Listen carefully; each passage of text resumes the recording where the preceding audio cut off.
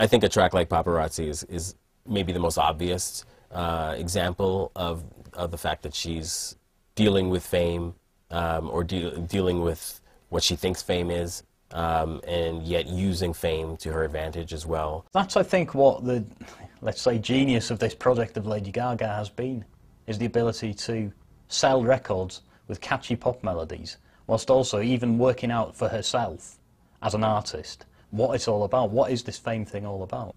Do you want to be chased by the paparazzi? Not really. I remember telling a boss of mine, Lady Gaga's on the show. He's like, who are you having on this afternoon? I have Lady Gaga's. Lady Gaga, what is that? Why would you have that? That's embarrassing, by the way. Who is that? Who is this person that you have on? And it went from that a couple times that I would tell her, hey, I got Lady Gaga, I'm going to do this. And then all of a sudden, like about February of 2009, when Poker Face is all over MTV, and you got now oh, my Lady Gaga then starts to work its well into the structure of you know, public consciousness. Now, I mean, Saturday Night Live and South Parks and Madonna, I mean, essentially passing the torch, if you will, to this person, you know, I mean, to Lady Gaga. Very short amount of time. I mean, that's scary amount of time. Performing together for the very first time, Lady Gaga and Madonna.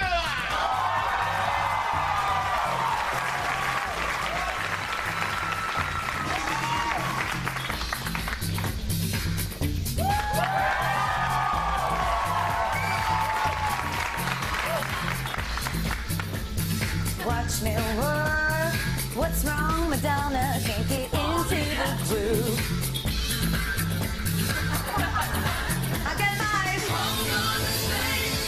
It's like you're waiting to bed. No. You're such a little bit so.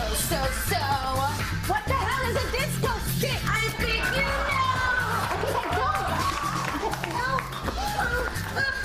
know. Lady Gaga is now a part of our popular culture. Because you can see it because she's in so many places. Okay, she's working with Beyonce. That's no small potatoes in itself anyway, is it? Was working with Kanye, but you know, whatever happened there. But also is able to be collaborating with the Bolshoi Ballet and announce that in the same week that Cartman is singing Poker Face on South Park. I mean, you can't get more contemporary than that. I mean, all she needs now is to be on the front cover of Knitting Weekly, and that's the whole set, isn't it? Can't read my, no he can't read my poker face. She's got to love nobody. Can't read my, no he can't read my poker face. She's got to love nobody. Pop, poker face, pop, poker face. Ma, pop, poker face. Guys, pop, poker face. Guys, ma. Look, I really think it's time for us to do something. This is all getting way out of hand. What do you mean? The song is sweet. Since its release, The Fame has proved to be a massive debut success for Lady Gaga.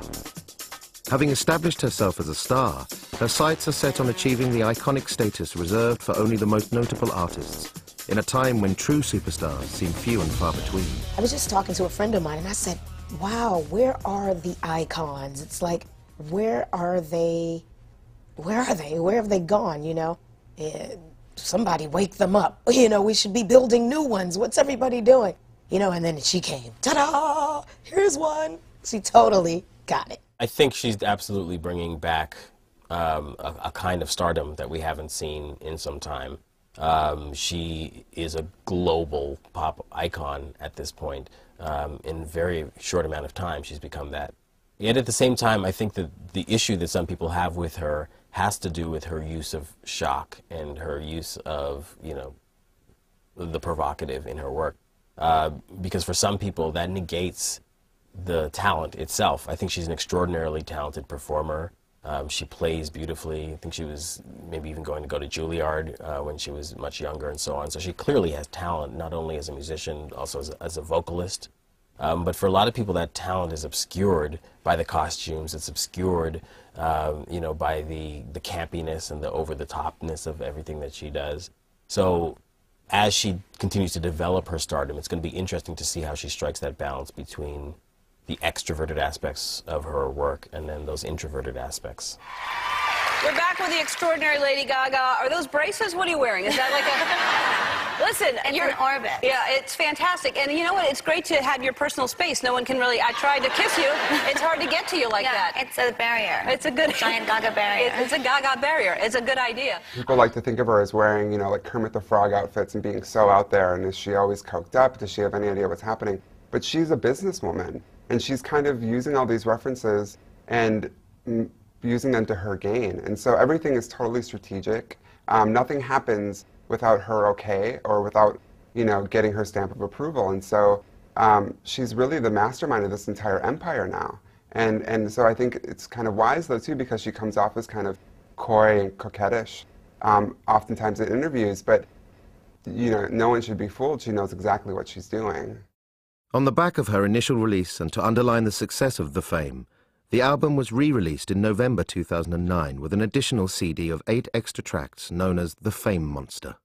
The album came out, it was called The Fame. It's been so successful that the album got re-released, or a second re-release. It's not really a re-release, there was 8 new tracks on this. It's called The Fame Monster.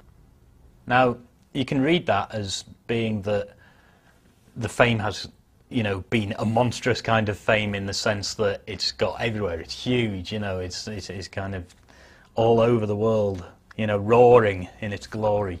But on the other hand, and another thing that the slightly darker side of it is that there's a lot of monstrous things, not just in the music industry, but in the world.